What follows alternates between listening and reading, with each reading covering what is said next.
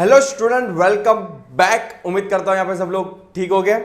यहाँ पे अपना एसपी का 4 चैप्टर्स कंप्लीट हो चुके हैं। तो जिन बच्चों ने वो चारों चैप्टर्स को नहीं देखा है तो प्लीज़ बच्चे लोग डिस्क्रिप्शन में जाके प्लेलिस्ट बनी हुई है, आप लोगों के लिए ही बनी हो। तो प्लीज़ बच्चे लोग क्या करना है, चार चैप्टर्स को देखना है विथ एक्सरसाइज। मैंने पढ़ा है, मतलब एक एक चीज़ें एक एक वर्ड डिटेल में पढ़ाया था।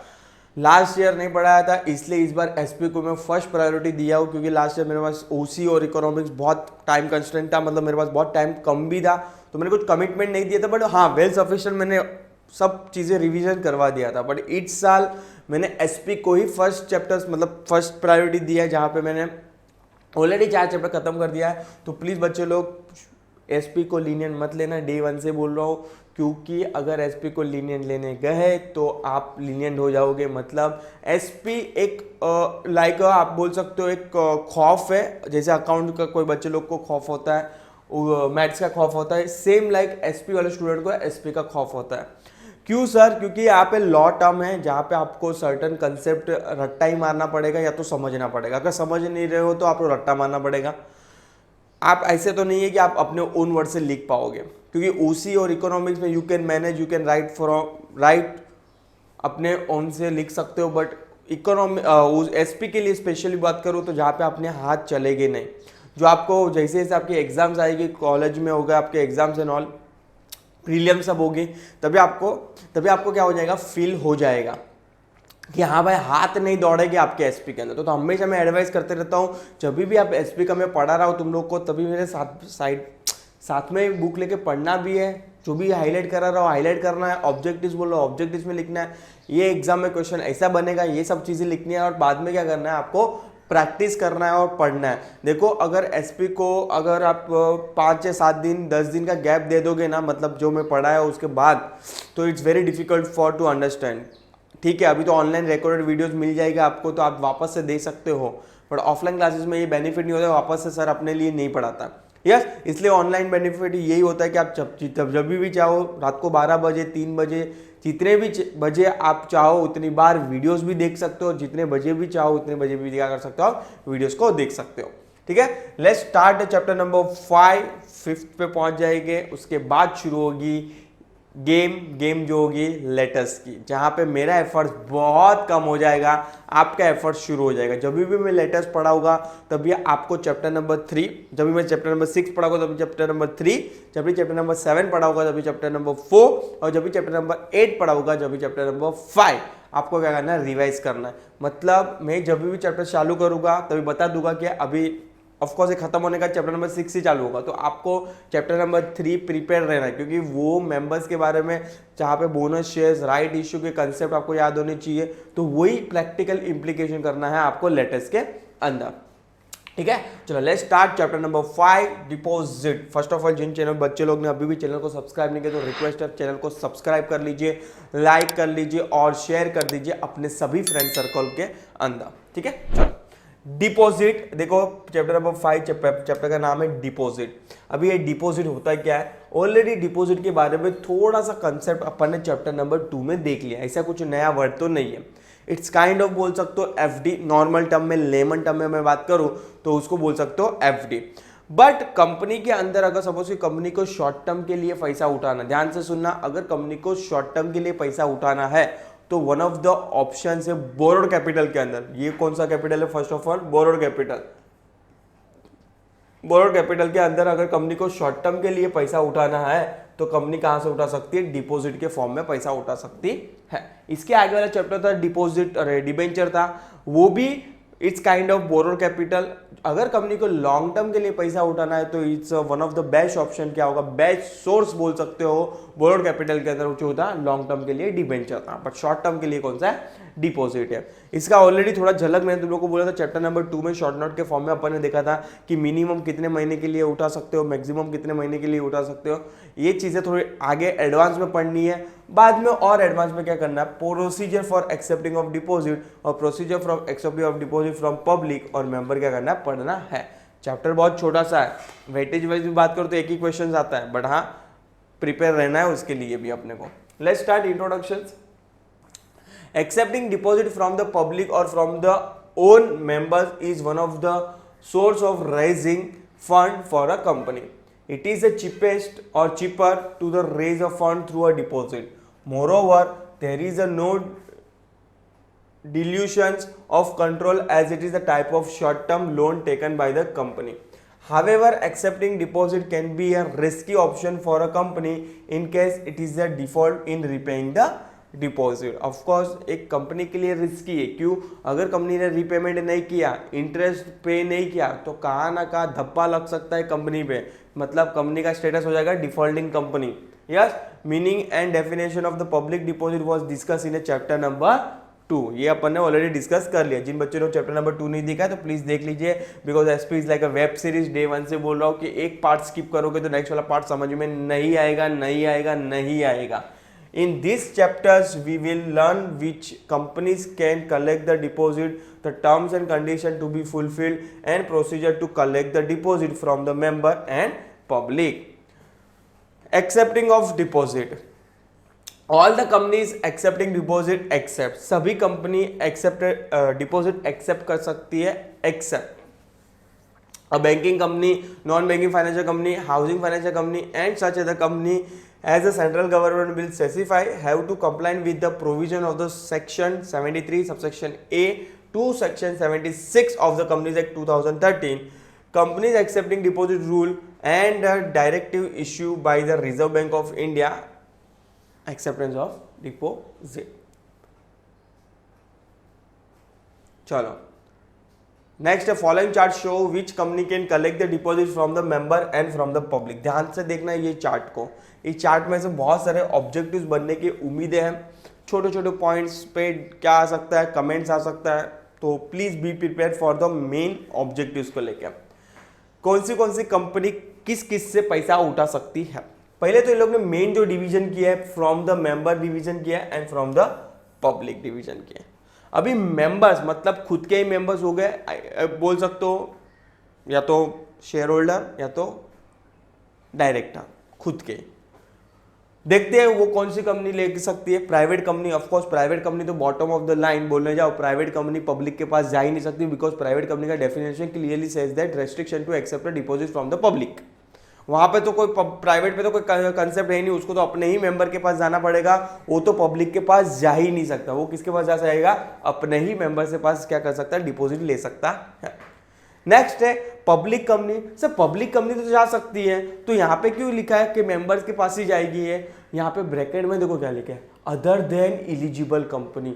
मतलब जो कंपनी एलिजिबल क्राइटेरिया में नहीं आती है, it's called other than eligible. वो कंपनी भी पब्लिक से पैसा उठाएगी नहीं. तो सर ये मेरे को मालूम कैसे गिरेगा कि ये एलिजिबल है कि नॉन एलिजिबल है? चिल ब्रो चिल, नीचे लिखा है, अपन देखेंगे टर्म्स एंड कंडीशन की क्या क्या टर्म्स एंड कंडीशन है कि भाई अगर मुझे एलिजिबल पब्लिक कंपनी के क्राइटेरिया में आना है तो मेरा टर्नओवर कितना होना चाहिए, नेटवर्थ कितना होना चाहिए, वो सब चीज़ें नीचे लिखी है, अपन डिस्कस करेंगे अभी. तो मीनवाइल याद रखो कि पब्लिक कंपनी भी, वो भी ब्रैकेट में अदर देन एलिजिबल कंपनी भी अपने मेंबर से ही ले सकती है, पब्लिक से नहीं ले सकती. और नेक्स्ट है एलिजिबल पब्लिक कंपनी, उसको तो पास दोनों राइट्स है, वो चाहे तो मेंबर से भी ले सकती है और पब्लिक से भी ले सकती है. ये क्राइटेरिया होगा मेंबर से कि कौन सी कंपनी अपने ही मेंबर से ले सकती है, बाकी किसी से पैसा नहीं ले सकती. अभी बात करता हूं पब्लिक से कौन सी ले सकती है. पहला तो अभी जस्ट मैंने बोला एलिजिबल पब्लिक कंपनी ले सकती है, और गवर्नमेंट कंपनी किससे पैसा लेगी? पब्लिक से पैसा लेगी. वो अपने मेंबर से पैसा, ऐसा वहाँ पे तो कोई मेंबर जैसा कंसेप्ट ही नहीं होता, तो वहाँ पे अपने मेंबर से कोई पैसा लेती ही नहीं है, वो डायरेक्ट पब्लिक से ही पैसा मांगती है. अभी इन लोग ने बाइफर्केट किया है. प्राइवेट कंपनी कौन है, पब्लिक कंपनी कौन है, other than eligible, public company कौन है, एलिजिबल वाली, वो सब यहाँ पे नीचे क्या क्या एक्सप्लेन किया है. Private company, a private company can accept a deposit from its member और अ डायरेक्टर, और डायरेक्टर के रिलेटिव से ही ले सकती है डिपॉजिट, और किसी से भी नहीं ले सकती. किसकी बात कर रहा हूँ मैं? प्राइवेट कंपनी की बात कर रहा हूँ. अभी बात करो public company, other than eligible company, this company can accept deposit from its member और डायरेक्टर. ये भी खाली अपने मेंबर्स मतलब डायरेक्टर और मेंबर शेयर होल्डर से ले सकती, बाकी किससे ले सकती नहीं है. अभी बात कर रहा हूँ इलिजिबल पब्लिक कंपनी की, कि अगर आप पब्लिक कंपनी हो, करेक्ट, अगर आपको इलिजिबल क्राइटेरिया के अंदर आना है और पब्लिक से आपको डिपॉजिट एक्सेप्ट करना है तो आपके पास क्या क्राइटेरिया होना जरूरी है। This company can accept a deposit from their member or also from the public. Eligible public company means a company having net worth. Net worth कितना होना चाहिए boss? Not less than 100 crore. 100 crore मतलब मिनिमम तेरा net worth. Net worth का मतलब अभी what you mean by sir net worth, अभी आप account student, I hope you know very well, पर स्टिल बता देता हूँ। नेटवर्थ इज नथिंग बट आपका equity, nothing but share capital बोल सकते हो, प्लस रिजर्व एंड सरप्लस। अगर मैं दोनों को प्लस कर दूंगा ना तो it's my net worth, is nothing but my net worth. समझ में आया? तो मेरा कंपनी का नेटवर्थ, मैं पहले तो कौन सी कंपनी होनी चाहिए? पब्लिक कंपनी होनी चाहिए। अगर मेरी प्राइवेट कंपनी का भी नेटवर्थ 100 करोड़ से भी ज्यादा होगा ना तो भी मैं पब्लिक के पास जा ही नहीं सकता। सर क्या बोल रहे हो, नहीं समझ में आ रहा है, वापस से रिपीट करो। अरे बॉस, प्राइवेट कंपनी अगर मेरा नेटवर्थ 500 करोड़ है तो मैं जा सकता हूं? नहीं जा सकता, बिकॉज मेरा प्राइवेट कंपनी है। प्राइवेट कंपनी तो खाली ओनली मेंबर्स के पास ही जा सकती है, भले उसका 100 करोड़ हो, 200 करोड़ हो, 500 करोड़ हो, 1000 करोड़ हो, जा ही नहीं सकती। ये क्राइटेरिया खाली किसके लिए है? पब्लिक कंपनी के लिए, कि अगर तेरी कंपनी पब्लिक कंपनी है, तेरा नेटवर्थ 100 करोड़ रुपीस है तो तू जा सकता है, अदरवाइज जा नहीं सकता। पर सर सपोज कि फॉर एग्जांपल मेरा नेटवर्थ 100 करोड़ नहीं है तो दूसरा कोई क्राइटेरिया दिया है? ऑफकोर्स दिया है, देखो यहाँ पे नेक्स्ट पेज पे दूसरा क्राइटेरिया क्या दिया। बट अगर सपोज कि मेरा टर्नओवर 500 करोड़ से और ज्यादा है तो भी मैं क्या कर सकता हूं? पब्लिक से डिपॉजिट क्या कर सकता हूं? एक्सेप्ट कर सकता हूं।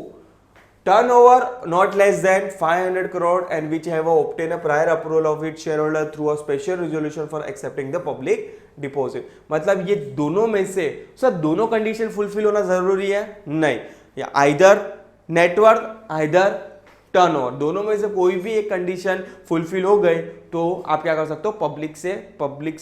पब्लिक से डिपॉजिट ले सकते हो। बट एक कंडीशन मेन है इसके अंदर कि आपकी कंपनी पब्लिक लिमिटेड होनी चाहिए, प्राइवेट लिमिटेड नहीं होना चाहिए। तो सर आपको कैसे मालूम गिरा कि ये दोनों में से कोई भी एक कंडीशन? बच्चे मेरे इतने प्यारे भोले बच्चे लोग हैं ना, समझ में नहीं आता है मुझे कभी कभी। और वर्ड यूज हुआ है क्या? यस, वर्ड यूज हुआ है। और एंड वर्ड यूज होता तो दोनों कंडीशन आपको फुलफिल करनी पड़ती, दोनों में से एक भी फुलफिल नहीं होती तो आप एक्सेप्ट नहीं कर सकते। बट इन लोग ने बोला कि ये दोनों में से कोई भी एक चलेगा। ठीक है, समझ में आ रहा है कि नहीं? यस, चलो आगे बढ़ेंगे। चलो अभी बात करते हैं terms and condition for accepting of deposit. ये वाले पार्ट के अंदर इतना कवर करता है, आई थिंक बहुत बड़ा, ओ हो आई थिंक सो ये इतना पढ़ाते ही हो जाएगा। चलो let's start one by one discuss करेंगे, कोई प्रॉब्लम नहीं है। ये वाला पार्ट में terms and condition for accepting of deposit. अगर डिपॉजिट एक्सेप्ट करना है तो क्या क्या टर्म्स एंड कंडीशन होनी चाहिए, क्या क्या फॉलो करना है डिपॉजिटर को और कंपनी को। डिपॉजिटर मतलब जो पैसा डिपॉजिट कर रहा है कंपनी के अंदर, इज अ डिपॉजिटर, मतलब इन्वेस्टर, और जो कंपनी एक्सेप्ट कर रही है वो कंपनी हो जाएगी। ठीक है, चलो amount of deposit. Private company, a private company can accept the deposit from member or director or relative of director not more than 100% of its aggregate paid up capital and free reserve। मतलब अपने net worth से 100% net worth, मतलब अपने net worth से ज्यादा deposit accept कर सकता नहीं है कौन? Private company. However, certain class of private company as specified by the Companies Act can accept a deposit more than 100% of its aggregate of paid up share capital and reserve।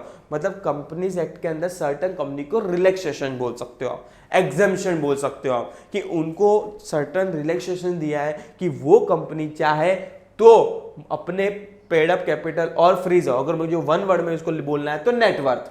Yes, अभी तो just तुम लोग को बोला कि paid up capital और मैं reserve को प्लस करूंगा तो क्या हो जाता है? मेरा नेटवर्थ बन जाता है। तो कंपनी चाहे, सर्टेन कंपनियां, मेरे ये नहीं बोला, यहाँ पर बोला है सर्टेन क्लास ऑफ कंपनी जो कंपनीज एक्ट में मेंशन किया है, वो चाहे तो 100% से भी ज्यादा डिपॉजिट एक्सेप्ट कर सकती है। नेक्स्ट आ जाता है पब्लिक कंपनी। अभी उसमें पब्लिक कंपनी में अदर देन एलिजिबल कंपनी, देखते हैं अभी इसमें क्या लिखा है। These companies cannot accept the fresh deposit from the member if the amount of the such deposit together with the previous deposit exceeding the 25% of the aggregate of the paid up share capital and free reserve of the company. Sorry क्या बोला नहीं समझ में, वापस से समझा दो। ये देखो इंग्लिश में लिखते हैं तो सर्टेन टाइम प्रॉब्लम होता है, डायरेक्ट इंग्लिश में पढ़ने का एक गलती है। इससे जब पहले हिंदी में सुनो, public company other than eligible company वो 25% का नेटवर्थ, मतलब सपोज कि मेरी कंपनी XYZ लिमिटेड है, XYZ लिमिटेड है, ठीक है, छोटा एग्जांपल ले रहा हूं तुम लोग को समझ में, उसका नेटवर्थ है मतलब paid up capital plus free reserve कितना है, 100 रुपया। तो इसका 25% सर कितना होता है, 25% 25 रुपीज। यस, यहाँ पे लिमिटेड वर्ड यूज किया है मतलब पब्लिक कंपनी, अगर प्राइवेट लिमिटेड यूज होता तो प्राइवेट होती, तो ठीक है।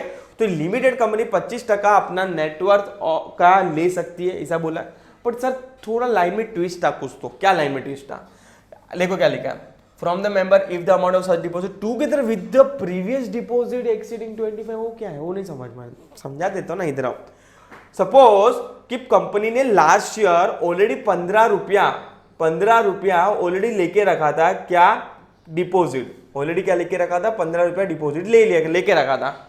तो कंपनी इस साल अगर उसका नेटवर्थ सेम है, लास्ट ईयर भी 100 रुपया था नेटवर्थ, इस साल भी 100 रुपया नेटवर्थ, तो कंपनी चाहे तो कंपनीज एक्ट ने क्या बोला कि 25% ले सकती है। तो अब तक ये 25% तो हुआ नहीं है, ये कितना टका हुआ, 15%। पर इस साल मतलब कंपनी 10 रुपए से ज्यादा ले सकती नहीं है, मतलब टोटल कितना हो जाएगा, 25 रुपया ही। सर ये क्या बोल रहे हो, क्या पागल हो गए हो क्या, वापस से समझाओ चुपचाप, देखो समझाता हूं। अरे मैं ये बोलना चाहता हूं कि कंपनी प्रीवियसली भी जो एक्सेप्ट किया है ना उसको भी ऐड करना है, उसके भी ज्यादा 25 से ज्यादा लिमिट क्रॉस करना ही नहीं है, पहले का भी ऐड करना है, अभी का भी ऐड करना है, लास्ट ईयर का भी ऐड करना है, इस साल का भी ऐड करके, दोनों को ऐड करके 25% से ज्यादा आप एक्सेप्ट नहीं कर सकते। अभी लाइन पढ़ो समझ में आ जाएगा। This company can not accept fresh मतलब इस साल fresh deposit from the member if the amounting of the such deposit together with the previous deposit exceeding 25% है। अगर पहले का और अभी का मिला के एक्सीड कर रहा है 25% तो एक्सेप्ट नहीं कर सकते, क्योंकि लिमिट मैक्सिमम कितनी सेट किया है गवर्नमेंट और कंपनीज एक्ट ने, 25, करंट का और प्रीवियस का टुगेदर मिलके 25% से ज्यादा नहीं हो सकता। 25% किसका, नेटवर्थ का, 25% किसका, नेटवर्थ का। आई होप सब लोगों को समझ में आ गया। अभी बात करता हूं एलिजिबल पब्लिक कंपनी की। पब्लिक कंपनी तो दोनों के पास से ले सकती है, मेंबर से भी ले सकती है, अपन ने पढ़ा वो भी ऊपर चार्ट में, और पब्लिक से भी ले सकते हैं। अभी उसके लिए भी लिमिट डिसाइड किया, टोटल लिमिट तो दोनों के लिए सेम ही है, बट एक रिलैक्सेशन है कि वो मेंबर से भी ले सकती है और पब्लिक से भी ले सकती है, एक बड़ा एडवांटेज है। ठीक है, देखो एलिजिबल पब्लिक कंपनी वो तो दोनों से ले सकती है, वो चाहे तो अपने मेंबर से भी ले सकती है, वो चाहे तो पब्लिक से भी जा सकते हैं, because is a eligible company, because उसका नेटवर्थ 100 करोड़ से ज्यादा होगा और या तो टर्नओवर 500 करोड़ से ज्यादा होगा। अभी ले सकती है तो मेंबर से कितना और पब्लिक से कितना। Can not accept a fresh deposit if the amount of the such deposit together with the previous deposit exceeding the 10% of the aggregate of paid share capital and free reserve. ओ sir ये तो common sense लिखा है कि 10% से ज्यादा member से ले सकती नहीं है, पर 10% करंट का भी काउंट करना है और प्रीवियस का भी काउंट करना है, जैसे अपन ने ऊपर देखा वैसे। यहाँ पे भी same, can not accept fresh deposit if the amount of the such deposit together with the previous deposit exceeding the 25% of the aggregate paid share capital and free reserve. मतलब एलिजिबल कंपनी के पास limit कितना है, indirectly बोलने जाओ तो 35% है, 10 इसका 25 इसका, तो टोटल कितना हो जाएगा 35%। समझ में आया। ऊपर 25 लिखा है, पर वो मेंबर्स के पास ही ले सकता है, पब्लिक के पास नहीं ले सकता, इसलिए 10 उसका कम है। अभी बात कर रहा हूं गवर्नमेंट कंपनी के लिए, तो गवर्नमेंट तो खाली पब्लिक से पैसा ले सकती है और वो भी लिमिट डायरेक्ट दे दिया है 35%। Government company can accept a deposit from the public not accepting the 35% of the paid up share capital and free reserve of the company. मतलब नेटवर्थ का 35% से ज्यादा एक्सेप्ट कर सकती नहीं है। अभी ये पीरियड क्या होगा इसका, तो ये तो ऑलरेडी अपन ने क्या किया, डिस्कस कर लिया था जब भी अपन सेकंड चैप्टर पे थे। पीरियड क्या होगा, देखते हैं पीरियड क्या है। नो डिपॉजिट कैन एक्सेप्ट और renew which is to be repaid within a period of 6 month और मोर देन द 36 मंथ। ये तो अपन ने सेकंड चैप्टर पढ़े थे कि मिनिमम डिपॉजिट की जो टर्म होगी मिनिमम 6 महीना, मैक्सिमम 36 महीना। 36 महीना इज इक्वल टू 3 ईयर, तो 6 महीने से 33 ईयर्स तक का होगा। बट याद रखना ऑब्जेक्टिव में मेनी टाइम पूछा है 3 ईयर सिलेक्ट मत करके आना, 36 मंथ ही सिलेक्ट करके आना। बट सर्टन टाइम्स ऐसा होता है कि कंपनी को 6 महीने के लिए नहीं चाहिए, कंपनी को खाली 2 महीना 3 महीना, सॉरी 2 महीना तो नहीं, 3 महीना 4 महीने के लिए चाहिए तो ले सकती है। बट हाँ, उसके लिए भी सर्टन रिलैक्सेशन से कंपनीज एक्ट में, बट उसके लिए सर्टन कंडीशन आपको फुलफिल करनी होगी। देखो क्या है, इन सर्टन सर्कमस्टेंसेस कंपनी में accept a deposit repayable earlier than the 6 months to meet its short term need। Certain company चाहे तो 6 महीने से कम पीरियड के लिए भी डिपॉजिट एक्सेप्ट कर सकती है, कोई प्रॉब्लम नहीं है। बट आगे तो देखो क्या लिखा है, such deposit must have a tenure of the minimum 3 months and the amount of the such deposit cannot be a more than 10% of the aggregate of the paid up share capital and free reserve of the company। Sorry क्या बोला, please Hindi में कर रहा हूँ, देखो सुनो क्या बोला। इन लोग ने क्या बोला है कि कंपनी चाहे तो 6 महीने से कम ले सकती, पहले क्या बोलता है 6 महीने से नीचे तो ले ही नहीं सकती डिपॉजिट, ठीक है। बट सर्टन रिलैक्सेशन भी दिया है कंपनी से कि तुम लोग चाहो तो 6 महीने से कम भी ले सकते हो, बट हाँ मिनिमम 3 महीना तो होना चाहिए, 3 महीने से नीचे तो चलेगा ही नहीं। समझ में आ रहा है कि नहीं, मिनिमम 6 महीना तो 3 महीना तो होना ही चाहिए। आप बोलोगे 2 महीने के लिए डिपॉजिट एक्सेप्ट करना, कर सकते नहीं कर सकते, क्लियर नहीं कर सकते, मिनिमम 3 मंथ। बाद में कंडीशन क्या लिखा है, बाद में कंडीशन ये लिखा है कि आपका जो अमाउंट जो रहेगा ना, आपने जो एक्सेप्ट किया ना 3 महीने के लिए 4 महीने के लिए, वो अमाउंट 10% ऑफ द नेटवर्थ से ज्यादा नहीं होना चाहिए। मतलब सपोज कि फॉर एग्जाम्पल मेरा नेटवर्थ है कंपनी का 100 रुपया, तो 10% कितना होता है 10 रुपया, यस 10% कितना होता है 10 रुपया होता है ना, तो वो डिपॉजिट का अमाउंट 10 रुपये से ज्यादा नहीं होना चाहिए। तो तुम लोग 3 महीने का 4 महीने का, हाँ 3 महीना 4 महीना 5 महीने तक का भी एक्सेप्ट कर सकते हो, बस 2 महीना नहीं चलेगा। आगे क्या लिखा है, under the certain circumstances on the request of the depositor company make a premature repayment of deposit. Premature का मतलब होता है पहले से। सपोज कि फॉर एग्जांपल डिपॉजिटर और कंपनी के बीच में एग्रीमेंट बना था 15 महीने के लिए, पर डिपॉजिटर को अर्जेंसी पैसे की जरूरत पड़ी, वो 6 महीने के बाद आता है, 6 नहीं 8 महीने के बाद आता है कि कंपनी को बोलते हैं कि प्लीज मुझे मेरा अमाउंट दे दो क्योंकि मुझे अर्जेंट पैसे की जरूरत है, आपका जो भी अमाउंट है इंटरेस्ट वो काट लेना। मतलब प्री मैच्योर मतलब पहले से, मैच्योर होने से पहले ही क्या कर लिया। सर्कमस्टेंसेस होते हैं कि उसमें कंपनी क्या कर सकती है, अपना पैसा मतलब सॉरी डिपॉजिट का पैसा वापस से कर सकती है, बट हाँ उसके लिए सर्टेन अमाउंट होता है वो डिडक्ट करती है। बट हाँ उसके लिए भी कहाँ तो लिखा है इसके अंदर कि कितना डिडक्ट कर सकती है कंपनी, ठीक है वो देखेंगे जब ये आगे आगे इसे। कंपनी में also renew is deposit with the same term of issue and it will be consider as a fresh deposit. आगे आ जाता है no demand deposit, company can not accepted और renew deposit repayable on demand. Of course भाई कल पैसा दिया deposit, पर बाद में आता है 8 महीने के बाद आता है कि मुझे मेरा पैसा वापस से दो, डिमांड पे कुछ नहीं मिलेगा। Yes it's a loan, demand पे नहीं होगा। सेविंग अकाउंट थोड़ी है कि आपको अपने मर्जी से अपने जब भी कंपनी में चले जाएगा बोलते हैं मेरा पैसा वापस दो। जो टर्म्स एंड कंडीशन के हिसाब से होगा वो कंपनी क्या करके देगी, आपको रिफंड करके देगी अपना amount. Secured or unsecured deposit, a company can accept a secured or unsecured deposit which should be clearly mentioned in the circular or advertisement inviting the deposit. If the company offer a secured deposit, it should be it has to create a charge on its tangible asset within a period of 30 days of the acceptance of the deposit। Sir ये क्या बोला, हिंदी में बोलो, देखो क्या बोला है। Company दोनों एक्सेप्ट कर सकती है, सिक्योर्ड भी कर सकती है, अनसिक्योर्ड भी कर सकती है। सिक्योर्ड मतलब कंपनी को उसके बदले में कुछ तो सिक्योरिटी देनी पड़ेगी, बिकॉज यहाँ पे लोन कौन दे रहा है, डिपॉजिटर दे रहा है, पब्लिक दे रही है आपको। तो पब्लिक को आपको क्या करना पड़ेगा, अगर आपका डिपॉजिट सिक्योर्ड है तो आपको मतलब कंपनी को कोई सिक्योरिटी गिरवी रखनी पड़ेगी किसके पास, डिपॉजिटर के पास। वो भी टेंजिबल असेट होगा जनरली, ठीक है। तो कंपनी चाहे तो अपनी कोई मशीनरी गिरवी पे दे दी, या तो कोई फर्नीचर गिरवी पे दे दिया, तो कोई भी कुछ भी चाहे क्या कर सकते हैं, गिरवी दे सकते, बट हाँ उसके लिए भी लिमिट दिया है कि जब भी आपने पैसा ले लिया डिपॉजिट, उसके विद इन 30 डेज में ये फॉर्मेलिटी क्या हो जानी चाहिए, खत्म हो जानी चाहिए।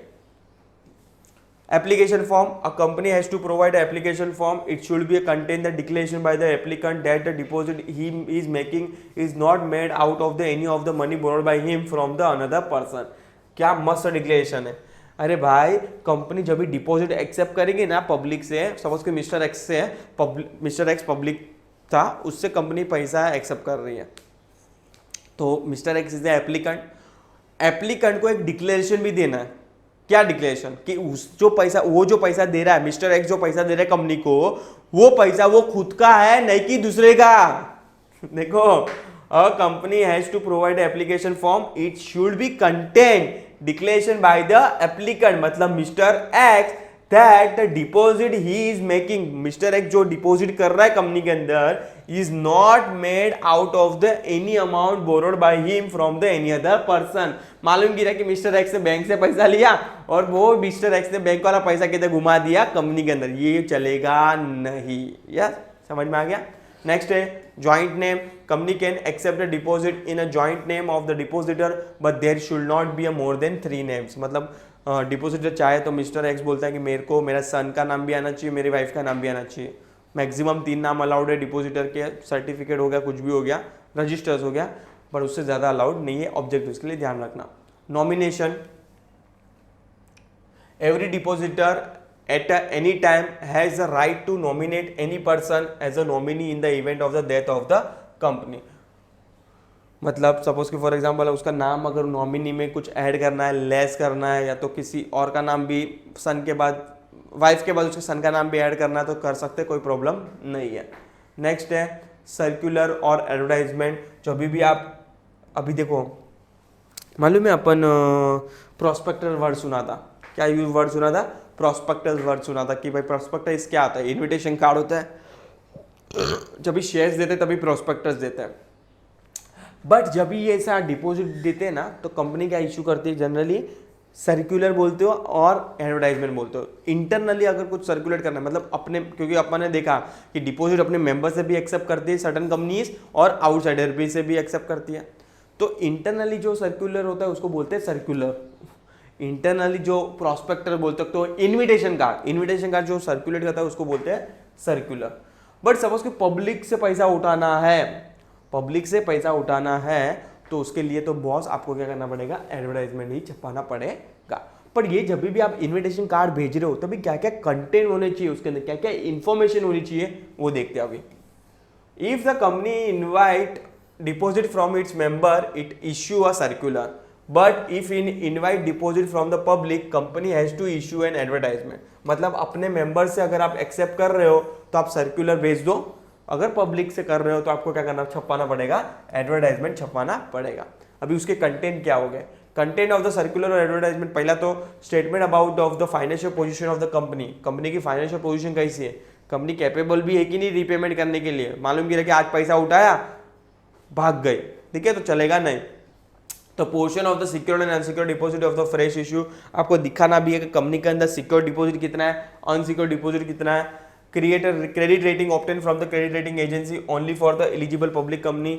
मतलब भाई मैंने तुम लोग को डे 1 पे बोला कि जब भी आप लोन के फॉर्म में पैसा उठा रहे हो, डिबेंचर में भी अपन ने वर्ड सुना था, because debenture is also borrowed capital, deposit is also borrowed capital. तो दोनों के सिनेरियो में आपको क्रेडिट रेटिंग करवाना है क्रेडिट रेटिंग एजेंसी से। नेक्स्ट है डिटेल ऑफ द स्कीम क्या है, name of the deposit trustee कौन है यहाँ पे, amounting due towards the deposit of the any previous deposit accepted by the company. मतलब करंट डेट पे, करंट ईयर पे कितना डिपॉजिट पेंडिंग है, पे करने के बाकी है।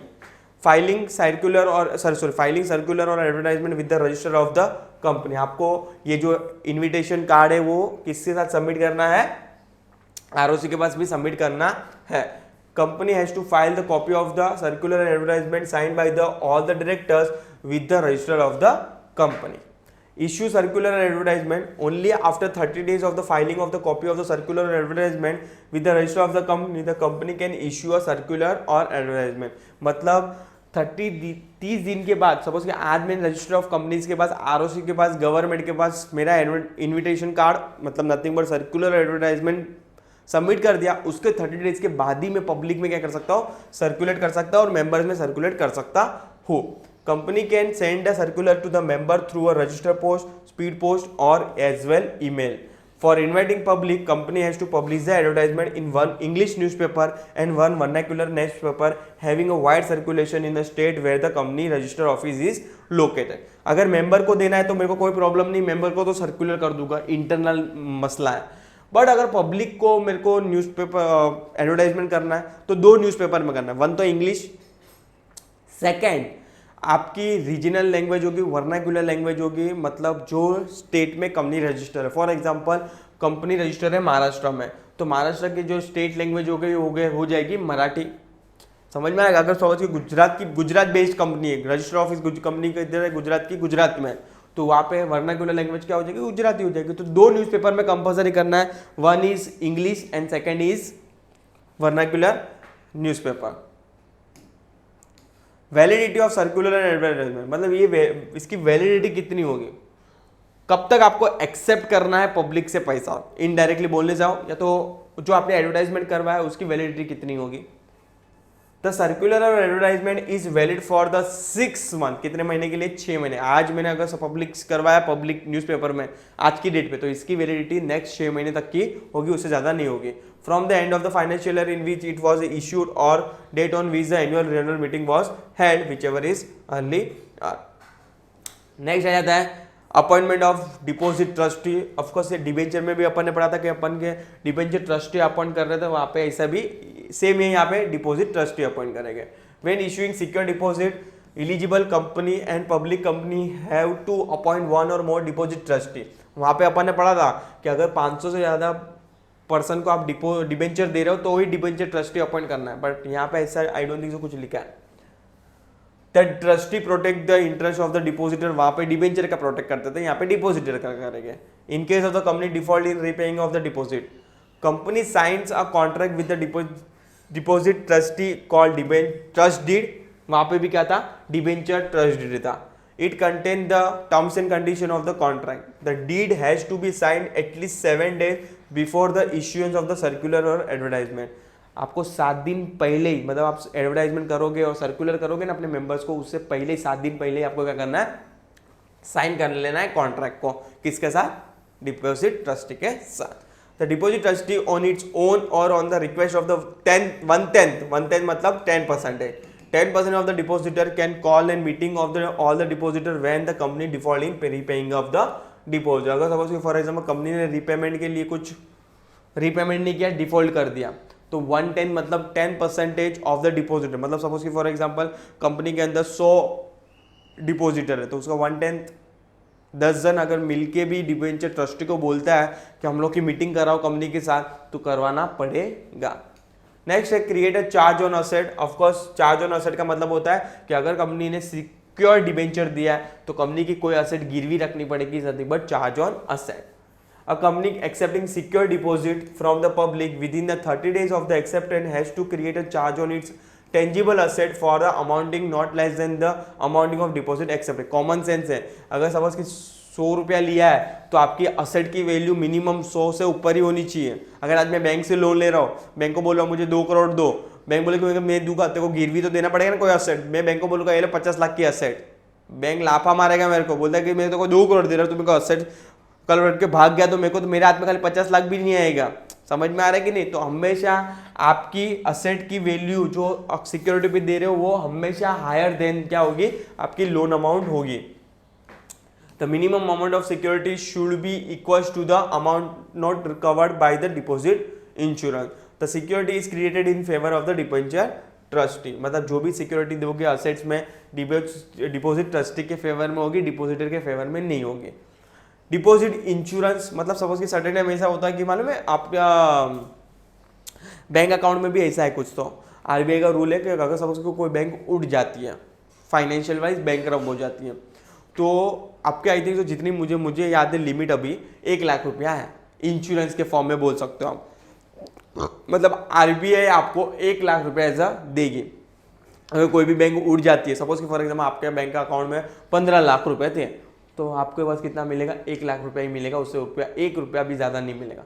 तो सर 50,000 रहेगा तो भी 1 लाख रुपये लाफा पड़ेगा, 50,000 होगा तो 50,000 ही मिलेगा, 1 लाख नहीं मिलेगा। समझ में आ रहा है? 1 लाख किसके लिए, जो जिसका अमाउंट फंसा हुआ है मोर देन 1 लाख, जिसका 2 लाख है उसको भी 1 लाख मिलेगा, 15 लाख है उसको भी 1 ही लाख मिलेगा। बाद में वो तो कोई पार्शलिटी नहीं होगी, because it's kind of insurance बोल सकते हैं हो। A company need to take deposit insurance at least 30 days before the issuance of the circular or advertisement. If the amount of deposit plus interest on it's up to 20,000, insurance is to be taken. Obtain credit rating, आपको credit rating करवाना है।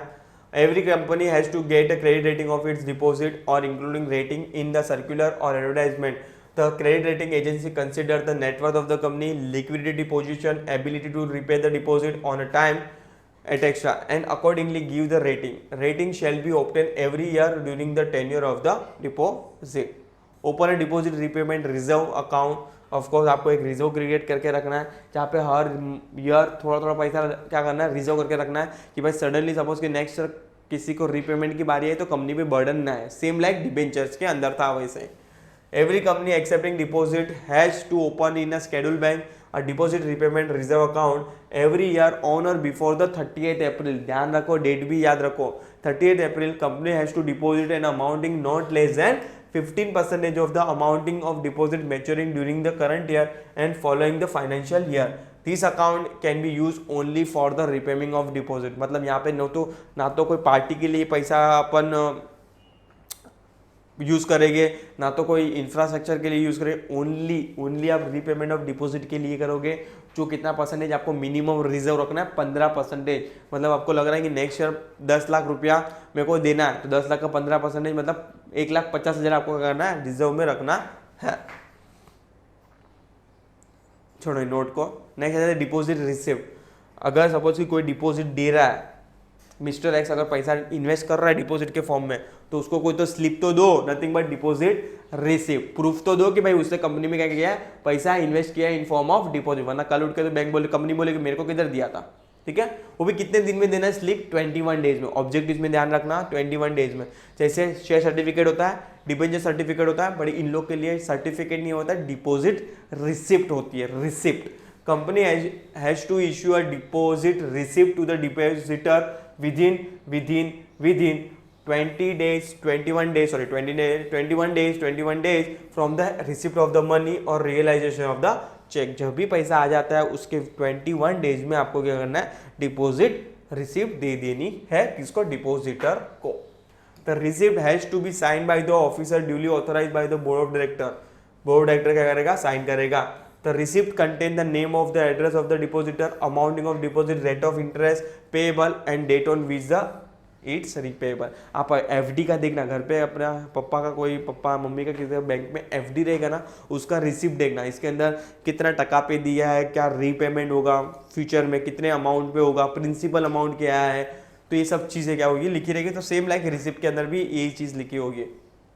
Next है register of deposit. Of course members की जैसे register बनता है, debenture का जैसे रजिस्टर बनता है, ऐसे डिपॉजिटर का भी रजिस्टर बनेगा, उसमें एंट्री पास आउट कर देनी है। A company has to maintain the separate register for deposits accepted और renew at is register office.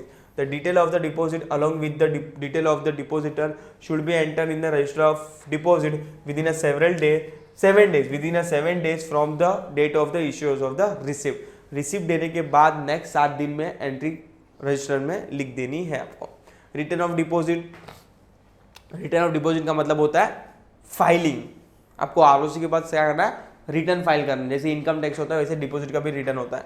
A company has to file on और before 30 June every year with the register of company return of deposit. कभी file करना है 30 जून, मतलब suppose कि अभी just मैं बात करूँ 31 मार्च 2023 को अकाउंट क्लोज हुए रहेंगे, उसके 3 महीने में 30 जून 2023 के अंदर क्या करना है, फाइल कर देना है, मतलब ऑलरेडी डेट चली गई है।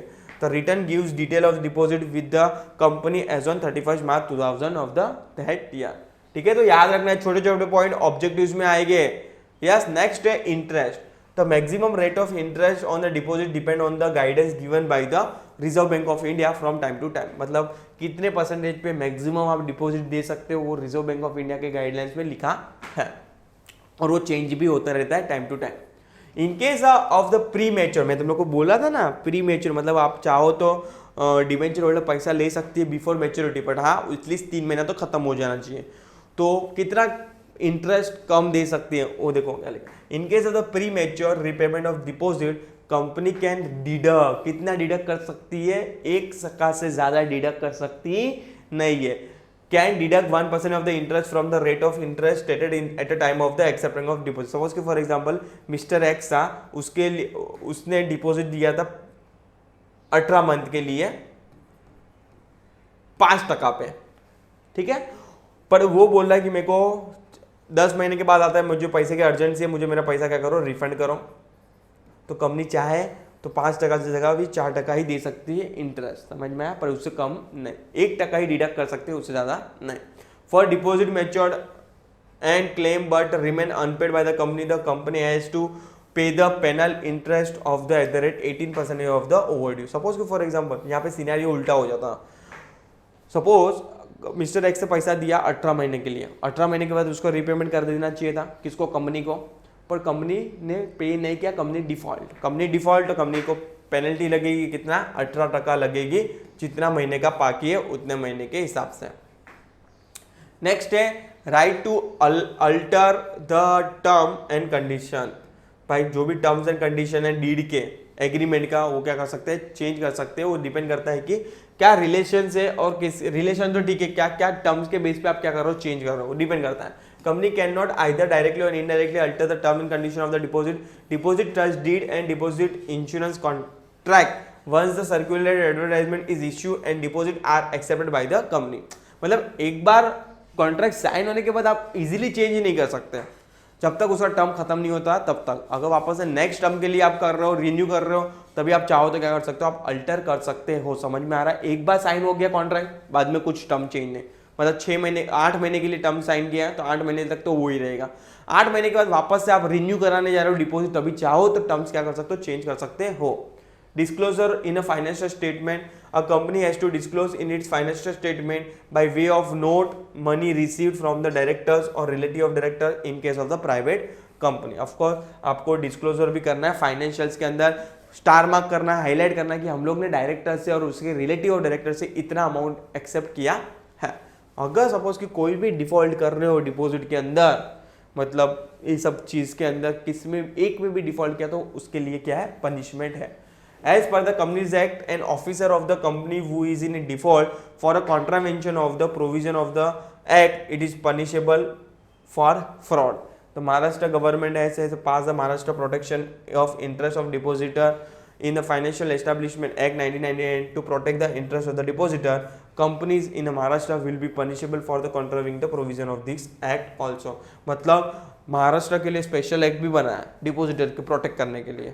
मतलब कंपनीज एक्ट में जो पेनल्टी लिखा है वो कंपनी को भी वो भी पेनल्टी भरनी है, प्लस महाराष्ट्र के एक्ट के हिसाब से जो पेनल्टी लिखी है 2 पेनल्टी भरनी पड़ेगी अगर कंपनी ने थोड़ा भी डिफॉल्ट किया तो। ठीक है सर, यहाँ पे ये वाला सेशन स्टॉप करता हूँ। नेक्स्ट सेशन में procedure for accepting of deposit from public और accepting of deposit from member, 2 question पढ़ के चैप्टर कंक्लूड हो जाएगा। बहुत छोटा सा चैप्टर है, उसका एक्सरसाइज पढ़ के पूरी तरह चैप्टर नंबर 5 खत्म। ठीक है, सो नेक्स्ट सेशन में मिलते हैं। उम्मीद करता हूँ तुम लोग को समझ में आया, तो कोई भी डाउट डिफिकल्टी बिंदास कमेंट सेक्शन में लिख दीजिए। ठीक है, तो मिलते हैं। टिल टाइम प्लीज चैनल के लिए अपडेट रहिए। Thank you so much.